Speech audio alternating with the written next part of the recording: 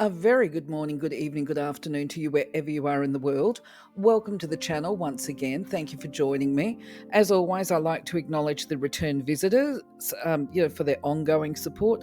And if you're new to the channel, be aware, please, that I do tend to go down a tangent every now and again.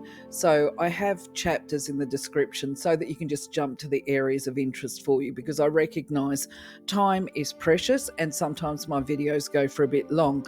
But once you've watched a video, you start to see, I try to keep a theme there and a pattern just to make it easier for you to find the information that's relevant to you.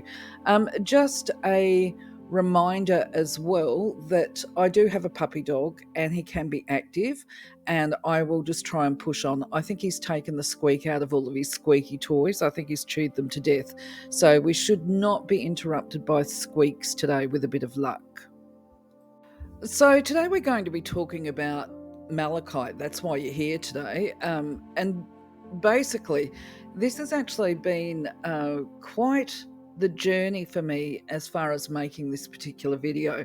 And this is because I didn't realize how limited my knowledge and understanding of Malachite was. Of course, I thought that I could recognize it when it's placed in front of me, but I now realize, and you will realize too, that that's actually a little bit assumptive, because there's a lot of debate around what is genuine and what is fake, and we'll talk about that later. But for now, most of us will agree that when we talk about malachite, we're talking about this beautiful green crystal that has got all these different layers and different depths of green. This is what most of us think about when we're talking about malachite, especially if we've bought, say, tumbled stones at some point in time. They generally have this layered effect, certainly in my experience. But you're going to see that there is more to malachite than what we're looking at here. And before I start talking about that, I'm just going to give you some extra information that I found about malachite, because it's got a long history of being used for metaphysical purposes. And I just found this fascinating, okay? So in ancient Egypt, it was actually used by the upper classes and the wealthy. It was considered to be a power stone, and it was something that they considered to be a grounding force that helped them to channel energy onto the earth plane, shall we say. And pharaohs often had malachite inside the lining of their headdresses, apparently, because it was supposed to, in their perception. I'm not sure, by the way, when I find this kind of information, I don't find any sources with this. So if you know the sources or have a different interpretation or understanding, I welcome your input here. But anyway, the pharaohs allegedly, will say, believed it helped them to rule wisely, but it wasn't put in these headdresses as the rocks per se. It was actually ground down into a fine powder and used as an adornment sort of thing. Anyway, I'm just going to move on from that one because there's quite a few bits of information here. It was also considered by the ancient Egyptians to be a protection against the evil eye, and also if somebody had a stomach ailment. Now, I'm not sure that how they would treat that, because we're going to find out. You can jump ahead if you want, but actually malachite in itself would not be safe for ingestion, certainly as, by modern day standards. It's got some toxicity to it, so you wouldn't be using it as an elixir in these days and times. In Switzerland, apparently, and in the French Alps, malachite was, or crosses that were made from malachite, were believed to bring good luck to pregnant women. And so the mothers of large families apparently used to have a whole collection of malachite crosses. If you're from Switzerland or France, please let me know. There is some mention here, but I don't have an image of it, that there is a collector that has a cross, so obviously Christian, that goes back to the 15th century. Now, another thing that they used to do with malachite was apparently to attach it to an infant's cradle as part of keeping away evil spirits and negative entities, and to promote peaceful sleep. I mean, the range of uses of malachite over the centuries is actually quite fascinating. So it was also worn by children as a talisman to protect them from bad dreams, and to help them feel safe. And apparently malachite is also a stone that's dedicated to St. Francis of Assisi. And the legend claims that he used to hold malachite or wear it so that he could understand the language of animals. I mean, you could do your Googling on St. Francis of Assisi yourself if you were interested in it. And then apparently, I don't know where this one came from either, but if you regularly drink from a cup made of malachite, apparently it's supposed to increase a person's capacity to communicate with animals. Now, I would say straight off the bat, I'd be a little bit concerned about drinking from a cup made of malachite. Okay, as I say, this is because of the toxicity that's associated with it. We will talk about that in a moment, though, because the toxicity is there when it is the raw and rough material. And excuse me as I swallow. So, my information is that basically, if it's polished, which of course a cup would be, then it won't be toxic. But the problem with cups and drinking vessels is they can easily chip. Now, if it becomes chipped, then obviously there's going to be toxicity leaching into whatever fluid is in the cup. Anyway, I'm going to move on from this now. So, as far as the zodiac is concerned, it's recommended for those people with the sun sign of Taurus, Capricorn, or Scorpio. Now, if you've watched the other videos I put up as well, you'll know that I am not strongly attached to this belief or position that there's links between crystals and sun signs. There might be, it's just not something that I've ever actually tested out. But I go by rule of thumb, and I'm a believer that the best thing to do is actually go into a shop and handle the crystal yourself rather than trying to buy it online. And if you do that, you're going to know it's going to resonate whether or not it's the right crystal for you to use. And if you're not one of these star signs, you can still use it. If you're drawn to it and you feel it needs to be part of your collection, then I would recommend that you get yourself a piece. It doesn't have to be a big piece, it can just be a tumbled stone. Anyway, moving on, because we've got a lot to talk about today. So, it really is a very interesting crystal. We'll summarize here and we'll go into it in a lot more detail when we get further into the video. But most importantly, we've already talked about the fact it's believed to be a protective crystal, and it's supposed to be protective in a way that it shields a person. It's like wearing a cloak of protection around your aura and your body, and it's supposed to lend itself to clarity of vision, to opening up the psychic gifts and your intuitive abilities, to enhance your communication. Obviously, I've got healing and protection there twice. Look, the thing with the healing and protection that I think is interesting, and we will talk about it in a little while, is invariably as we go through life, sometimes there are people that will transfer and project their issues onto us, you, that kind of thing. You need to do X, you need to do Y. My problems are your fault, that kind of stuff, okay? And that can carry really deeply into our own self-identity, where we take responsibility for things that aren't really anything to do with us. So this is where this protective cloak comes in, is because it basically protects you from taking on board the issues, which are basically other people's baggage that they try to project upon you. Now, when we talk about the heart chakra, we're talking about activating and opening it. But I'm going to say a big but here. There's two aspects to the heart chakra. There's actually the receptivity and the output, if you like, love in, love out, or love of self, love of others. And that can also be forgiveness of self and forgiveness of others. So when we talk about activating and opening the heart chakra, we're actually talking about that aspect of being able to love other people. Okay, because this is how I perceive it anyway, which is the green is associated with the pink. You fill your cup up with the pink, and then when the pink is full, because the pink is the self-love, then you have enough love left over. The cup overflows basically, and it becomes this green. This is kind of, I'm not sure if I'm clarifying that properly, but either way, we're talking about our relationships with other people when we talk about the heart chakra being opened and activated. So, as always, I'm not a geologist. That's not my field of expertise. I'm actually very limited in the information that I can give to you in this regard. But also, I have very limited interest in it. I've got to be honest. It's a bit of a chore for me looking into this. But I find out the information and I share it with you because I think it's part of, excuse me as I have a cough. Sorry about that.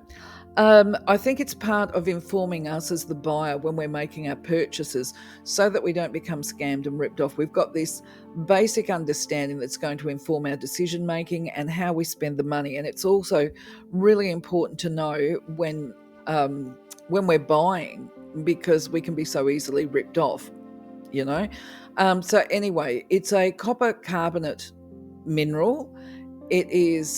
Its hardness ranges between 3.5 to 4. So we would say that malachite's a bit on the soft side. From a appearance level, it's generally got patterns and layers like what we see here, but it can actually form in crystals, and it can have the circles, which we're going to look at in a moment. But generally speaking, the malachite itself is a bright green that goes through the shades of green to a very dark green, sometimes even almost black, okay? But it can also become a yellowish green when it's transmitted in light. We'll be talking about the crystals there. You'll see those in a moment. Now, the other important thing to know with malachite, it does commonly occur with azurite and chrysocolla. I've put those videos up already. There is another stone that will often have malachite in it, and this one is, I think the pronunciation is the Elat stone. Either way, it's from Israel. But that one will have a combination of malachite, chrysocolla, and turquoise, not to be mistaken. Is it shatterkite or shakatite? Shatterkite. Yeah, when I first was looking at this, I thought, oh, I wonder if it's the Elite stone is shatterkite by a different name. But no, they're totally different crystals. But anyway, so just a reminder here, because it's a copper carbonate mineral, this is why it's toxic, where it gets its toxicity from. And that includes when it's found with azurite, okay? The key points to this would be that because of this toxicity, you wouldn't do a water immersion type elixir. Now, I know there's different ways of doing elixirs, and not all of them require this immersion. You definitely would not allow the raw ore, like what we see here, to touch the water that you ingest. And if you've been handling it, you would avoid touching your mouth and your eyes and even your lips, or having a scratch of your face before you've washed your hands. So basically, if you're going to handle rough or raw, malachite in the rough, I think they call it, then you would definitely make sure that you wash your hands before you actually do anything else. So when we talk about rareness, look, I've got to say, based on my research, I think it's debatable. It's supposed to be fairly common. It's not that rare. The crystals, of course, the transparent ones, they're very rare apparently, but there are plenty of deposits globally around the world. And if you want to know where it's sourced from, which that's important too, a quick Google and finding a reputable geology site will actually tell you where mine sites are. But now we're going to take a look at a couple of images. I've got a couple of favourite websites that I go to as far as researching, and Mindat is one of them. And this is because I get images as well, which I can show you here. So these images, we're looking at other forms of malachite. These are genuine specimens of malachite. And what I've done is I've put on here the names of where these, I haven't written the mine sites where they're sourced. I've just written, the one on the left is from the Congo. If you saw a piece like that, you could be pretty comfortably assured that you were looking at a piece from the Congo. The Russian one, we're going to talk more about that in a moment. But yes, the Russian one has all the swirls in it. And then, of course, from Namibia, this is where you're getting the crystals. I mean, the important thing is, remember that there's always going to be change. Mine sites close and shut down, and new ones open as new deposits are found. And this is why even the information I give you, you wouldn't use as rule of thumb, okay? When you start doing your purchasing, inform yourself. Go and do some research. Either way, the specimens that you're looking at here, these are what are basically collector's specimens, so they would be very expensive. They're probably quite small as well. But yeah, these ones would be more rare. You'd be lucky to find a piece like this, actually. And unless you've got a bank account the size of one of those countries, you probably wouldn't be able to afford it anyway.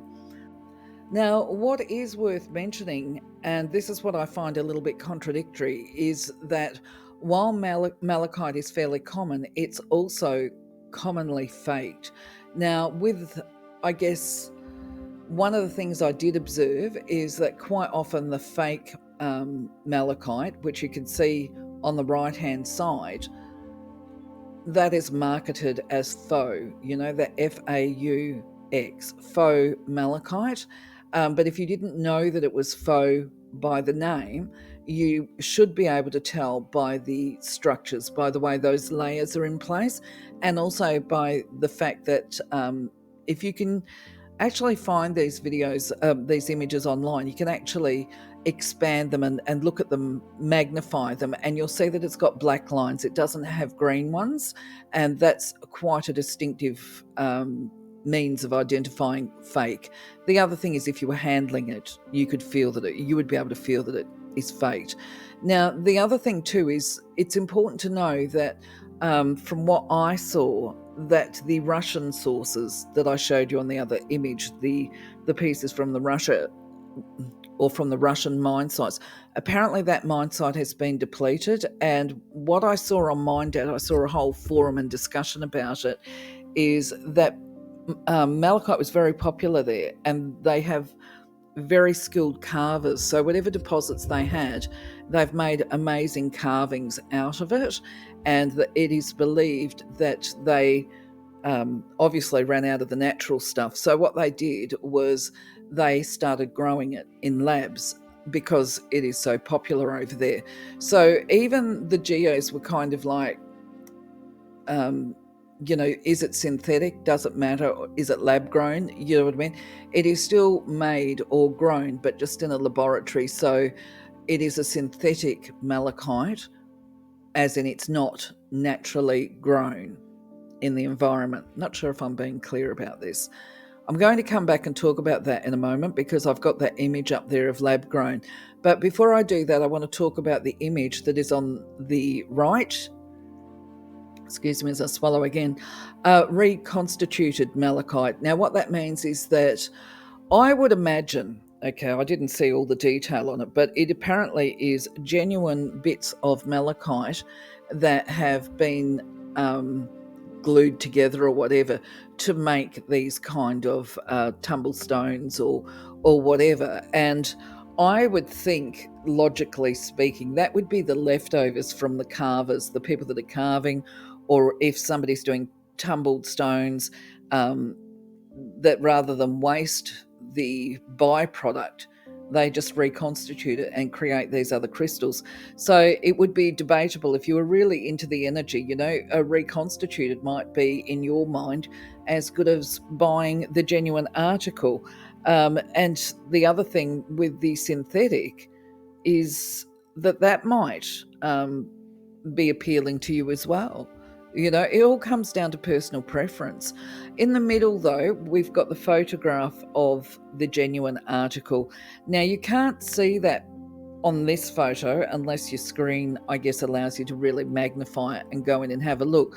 But the best way to actually tell if it's authentic is that bigger piece. It's like a slice of malachite there. If you're able to zoom in, you're going to see that there are natural flaws and cracks in that, as you would expect to see in any naturally grown rock. And that kind of makes it more real. Now, let's talk about the faux stuff again. It's actually made of plastic. All right. If you saw it, you wouldn't mistake it for being the real deal. It's either plastic or what they call polymer clay. I don't use it, never heard of it really. Not in any great way, as I have a sigh. Okay, just to say, look, there is an abundance of that stuff on the market. I'm just looking at my notes here as part of giving you some information. Just basically magnify it.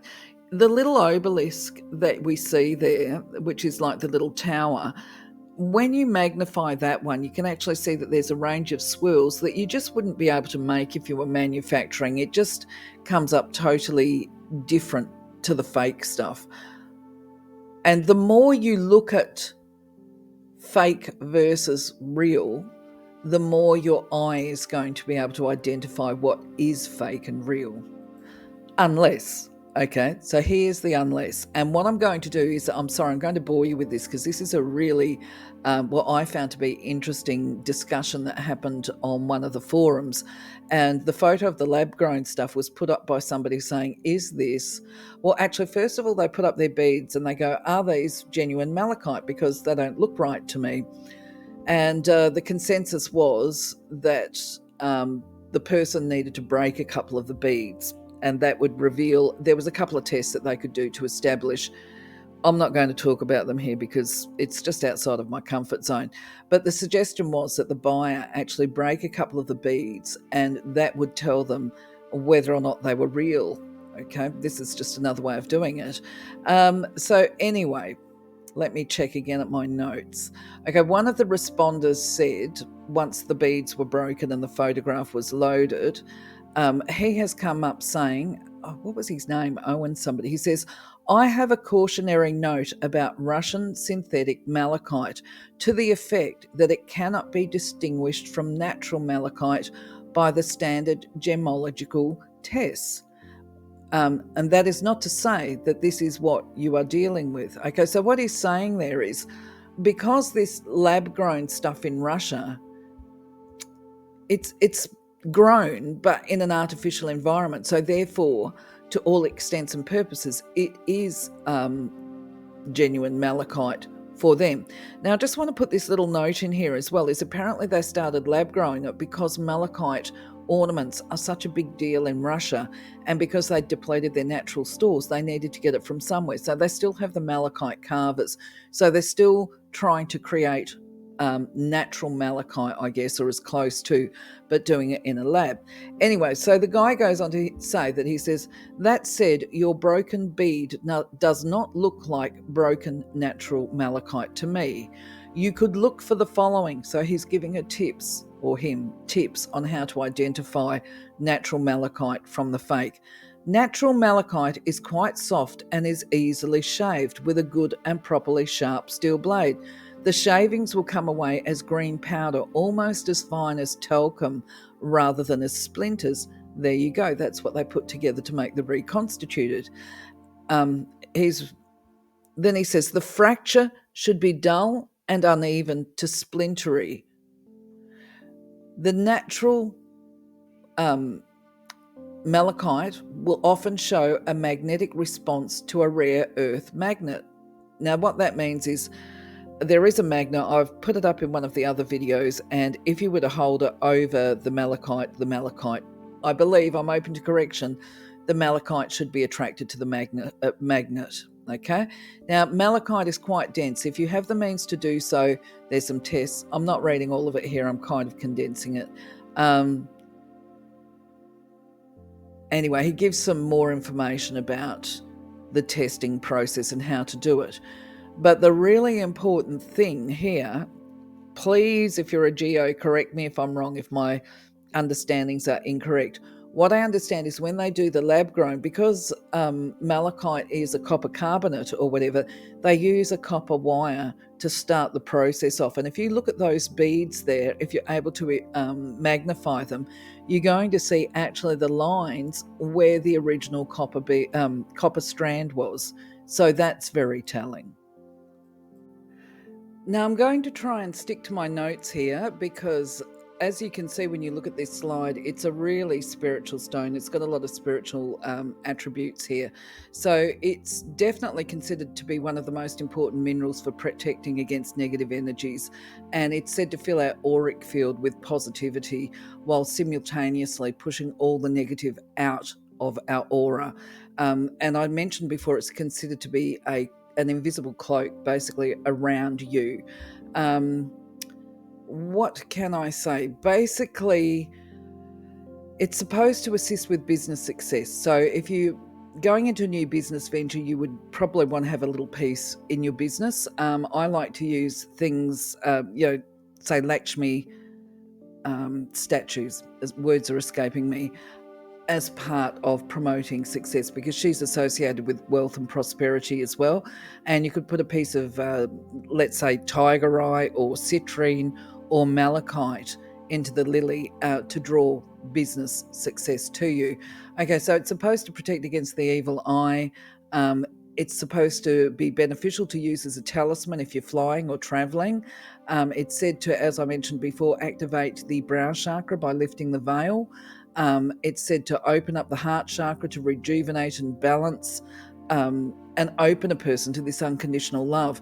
Now, just to be clear here, forgiveness is a big part of that unconditional love thing. And when people have experienced deep betrayal, it becomes very hard sometimes to do the forgiveness. Forgiveness doesn't mean saying that it's okay. I've got to keep repeating this. It doesn't mean that what a person has done to you, especially if it's very hurtful or harmful or has resulted in the loss of a loved one, it doesn't mean that what that person did is okay. It just becomes a conscious choice by us, you, me, that we're not going to carry this pain forward throughout our life because it will cripple us. It will block us from experiencing greater joy. So for our own health, we find peace within the pain, I guess is the best way to describe it.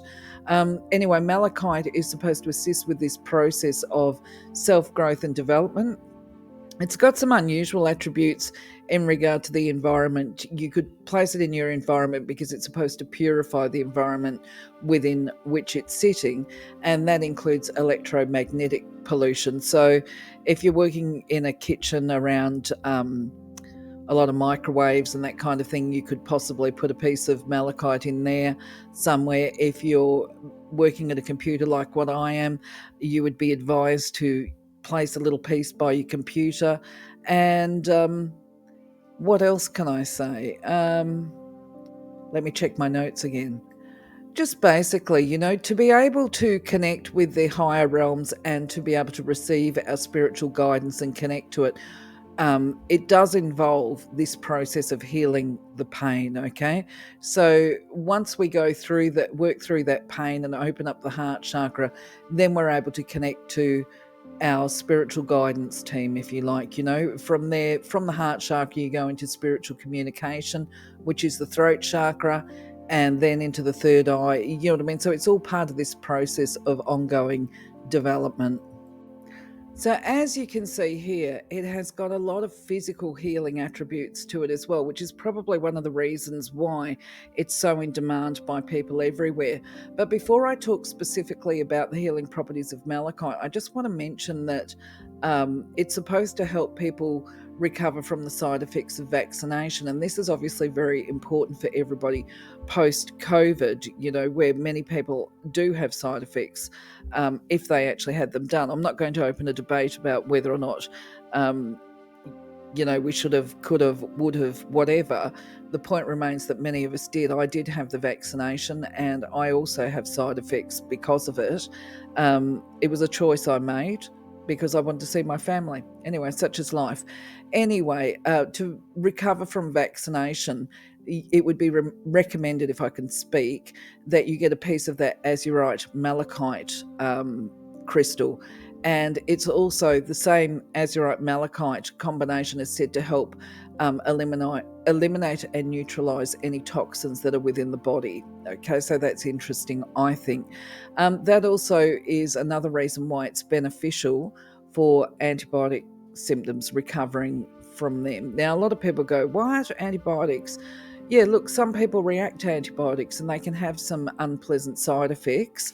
And so ideally, malachite will help to manage those side effects, okay? It's also said to be very beneficial to the skeletal system, conditions such as arthritis. If people have suffered from bone breaks or fractures, it's supposed to fast track the process of healing. If you've got difficulties walking or rheumatism, it's supposed to assist with those symptoms. If your vertebrae is out, it's supposed to support spinal alignment. Actually, I just remembered I need to do the disclaimer here as well and remind people, if you've got any of these symptoms, you don't disengage from your doctors. You can use your crystals in conjunction with whatever treatment plan you've got. Okay, and I think it's very important when we start looking at these attributes, because I certainly will put my hand up and say, not in my observations, I haven't seen it, but I don't rule it out. I try and keep an open mind. For people suffering from asbestosis, cancer, cholera, dysentery, chickenpox, that kind of thing, it's said to help manage the symptoms, I guess. If you've got muscular and ligament damage, such as frozen shoulders, tears in your muscles, it's supposed to, one, I think, act as a pain relief for that, but also to promote healing.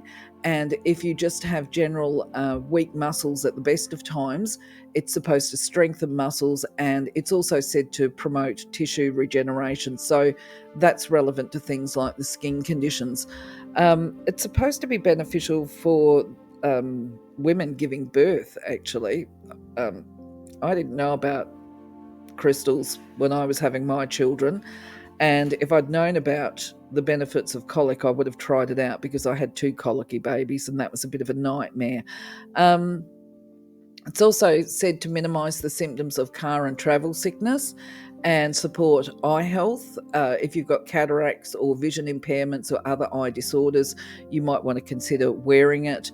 I've already said the environmental stuff. Then, of course, there's items such as your pancreas, your gallbladder, gallstone prevention, spleen function. It's said to help hair health, and if you've got immune system problems or disorders, it's said to be beneficial for that. And I've already talked about pain and inflammation relief. Oh, do you know what I forgot to mention? It's supposed to be recommended for people that suffer from, I hope I pronounced this right, Meniere's disease. I'll actually type that onto the screen. It's not on the screen right now as I am recording this, but I'm going to put it on the screen so that when you watch it, it's there. And if you've got any of these conditions and you use it, can you please let me know how that works for you? From an emotional and psychological perspective, you can see here there is just a massive range of benefits, primarily to do with calming and balancing emotions, because they are key.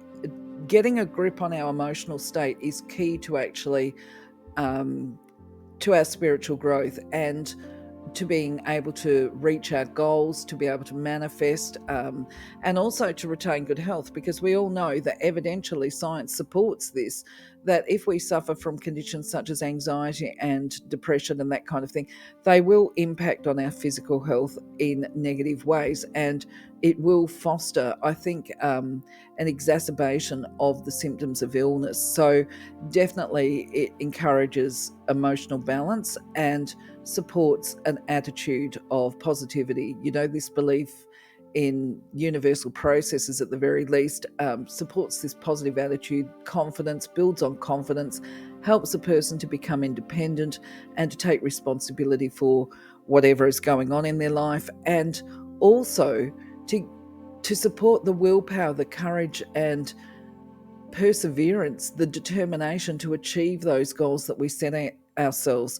When it comes to relationships and boundaries, I think I don't want to talk too long because I know that the videos get very long, but when we talk about relationship boundaries, the problem is that people do this transfer and projection that we were talking about, and there is the mind, body, spirit aspect. So there is the case of, obviously energetically you get cloaked and shielded, but our physical support of this is when we put in place relationship boundaries.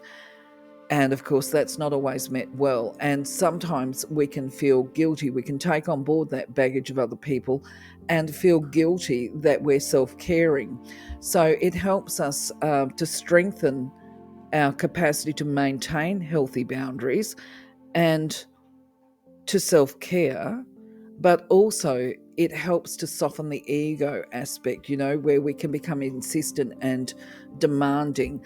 As far as thought processing goes, it certainly assists to understand and process information. And I didn't add this to the slide, but I would say, look, build empathy, because when people are crossing the line with our boundaries as well, we can understand that.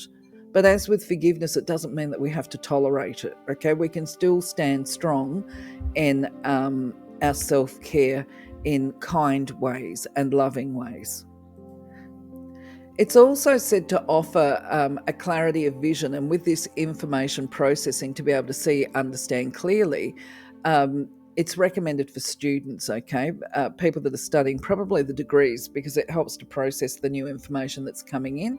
It's also recommended for people who've experienced this trauma and betrayal, because it not only helps with the forgiveness, but it brings in this understanding and empathy to a level, okay? And it does this by bringing the repressed emotions to the surface so that we can process them, heal them, and find peace. And the other point is, if you know somebody who's struggling with grief and loss, and quite often that feels like a betrayal, where the universe has betrayed them. If somebody they have loved very deeply has transitioned to the other side, that's grief and loss, that's massive pain. And Malachite would make a wonderful gift to those people. Not everybody realizes, and the other thing too is that this is not always the case, but often the case when it comes to crystals is that the color of the crystal is actually directly related to the chakras. Now, when you talk about, and we've looked at the genuine Malachite, we see the range of greens in there. The dog's woken up. I'm going to push on. He's found the last squeaky toy. Okay, so talking about Malachite and how it relates to the chakras, you can see when you look at this that you've got the dark green, you've got the lighter green, you've got a little bit of blue there, and you've also got the yellow on the chakras. Now, obviously, it's blue and yellow makes green, which this is what makes sense, that Malachite has all of these healing properties that we talk about. It's basically covering 1, 2, 3, 4 of the chakras. Maybe even you could, with a push, put in the brow chakra into this. It carries aspects of that as well, I would imagine, depending on the shades of green that we're looking at. So anyway, just mentioning that to you. It would work very effectively on any of those chakras. So you can certainly feel very comfortable when you're wearing the polished and tumbled malachite. You can feel safe. It's not going to be toxic on your skin. It's only if it is in the rough, as in unpolished, or if it breaks. If it breaks, you need to go and return it to the earth if you drop it. So you could use it as a jewelry item. Now, because it's a soft crystal, this is why I've put this image here of the macrame, because I actually am finding those to be wonderful when it comes to wearing crystals. I mean, we'd all love to have the crystal set in a gold, whatever it is, pendant or earrings or whatever, but they can be a bit on the pricey side. And if you're wearing a crystal simply for the metaphysical benefits, then one of these little macrame things, you can just swap it out. So today, for instance, I went to my lucky dip of crystals, and I decided that I'm going to wear tiger eye today, so I just swap out my macrame. So to me, that's the best way of using crystals on the cheap. But if you can afford to buy something that is a carving or whatever, a sphere or anything like that, you can use it as an ornament. You can place it in your environment, as we talked about. You can meditate with it. You can hold it if it's a palm stone or a sphere or anything really. But just a reminder, you can't use it for elixirs unless, I say unless you're doing the elixir method, which doesn't require immersion of the crystals. Now, one of them that I saw, and I probably should do up a video of this, is where you fill a glass container with the water that you intend to charge with the crystal properties. And the full immersion one is you drop your crystal into this bowl of water, and that's how you charge it. Where you're doing a non-immersion, you have another glass beaker, say, that is sat in the bowl of water, but above the water line, so that no water goes in there. There's no sharing or spilling of the water with the crystal over into the drinking water. But I believe that you've got to take a bit longer if you're doing it that way. But anyway, so just rule of thumb for now, my advice is don't use it for elixirs, okay? So just quickly, while Toby's settled again, when it comes to the message of Malachite, the way I approach this is basically I've got a lucky dip of crystals. Now, if a client of mine put their hand in and pulled out a piece of malachite, for me, as always, the message is going to be contextual and relevant to the person.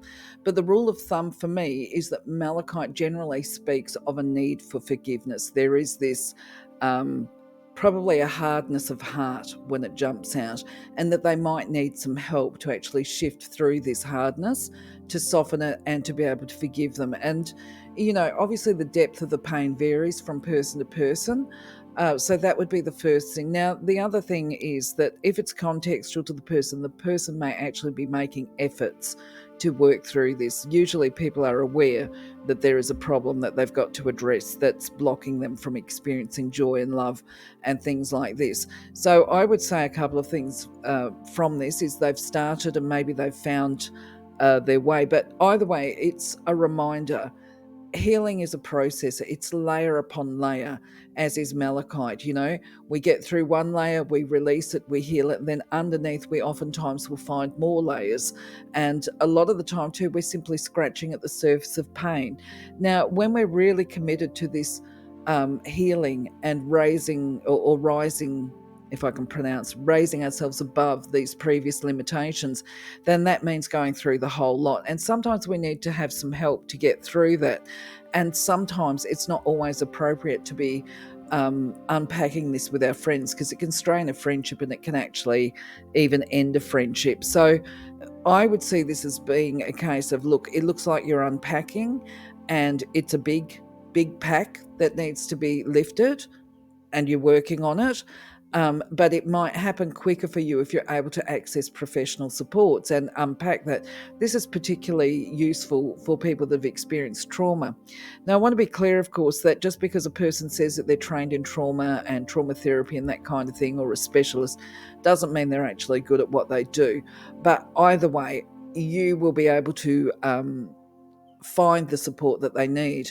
Now, whether it's with a trauma specialist or not, because not everybody can access them, it would be a case of, maybe the skills, because I suppose the way of explaining it is, if you were to see somebody who actually was a competent trauma specialist, they're going to bring to the table a range of skills and tools to help you unpack in a safe way. And sometimes you might end up with a network of friends that actually help to unpack it, rather than having the one friend that you end up burdening. I don't want you to feel that you're burdening, but you know what I mean? Spreading the interest, you know what I mean? Being a good friend to them as well while doing your own healing and recovery, I guess. But ideally, I would recommend the support of a good professional. But there is a but. That doesn't mean to say you can't do it on your own, okay? You can still do this healing on your own if you want. And if you were going to work with the crystals because of a lack of social support or a lack of access to a specialist, I would be recommending that you not just work with the malachite. I would recommend that you work with malachite and a crystal like rhodonite, the pink and the black, and even a nice brownish carnelian, because they are all helpful for overcoming betrayal and certainly beneficial to people that have got traumatic stress syndrome, where they become focused on the past, where they find themselves in rumination. Those crystals that I've just mentioned are all recommended for people with those types of symptoms. But the underlying message, anyway, of the malachite is help is on its way. Don't forget, you've got a divine support team there. You've got your guides, you've got your guardians, you've got your angels, and they are there to help you. And all you've got to do is ask. That would be the underlying message. So when it comes to caring for your malachite, okay, even if it's in the rough, you can actually wash it. You know what I mean? You can put it under the running water if it's got gathered dust or whatever. That's not going to do it any harm. Of course, if it's rough, just a reminder, it's got toxicity. You will also need to wash your hands. So the real question is, oh, actually, I should mention, you wouldn't be saturating your malachite, okay? It will start to break down, which is another reason why you wouldn't use it for elixirs. But you would be able to wash it down under running water, just not soak it, then dry it off with a cloth if you needed to. If you're not able to put it in a safe display cabinet or whatever. So the other important factors about what happens with malachite is it will turn to a black copper oxide if it gets too hot. If it's a tumbled stone, it will lose the sheen if it's soaked in water. The best way, obviously, to to cleanse your malachite is actually, from my perspective, sitting on polished selenite. Now, I must actually say here, I've got to draw this to your attention. You will need to clear and cleanse and charge your malachite on a regular basis, especially if you're using it as a pendant or for healing, because malachite is considered to be an energy absorber. So to put this into perspective, if you're new to crystals and you don't understand what that means, is that, in the kitchen, most people have a cloth that they wipe down spills on the bench with. They clean up the waste. If there's dirt on the bench, they use that cloth and then they'll rinse it, squeeze it out, make it clean. They might give it a wash every now and again. That's kind of malachite, okay? You're using malachite as a sponge to clear up the mess, okay? The mess being the impure energy, I guess, but then it needs a deeper clean on a regular basis to make sure that it remains in good form. But like with your dishcloth, you've got to cleanse it at least daily or after each use. So the easiest way of doing it, as far as I'm concerned, is actually to have polished selenite and just rest it on the selenite, because that will immediately clear it all up. But if that's not your thing and you don't have any selenite, you can, of course, use your Palo Santo sticks or your sage, whatever method you usually use to do your cleansing and recharging.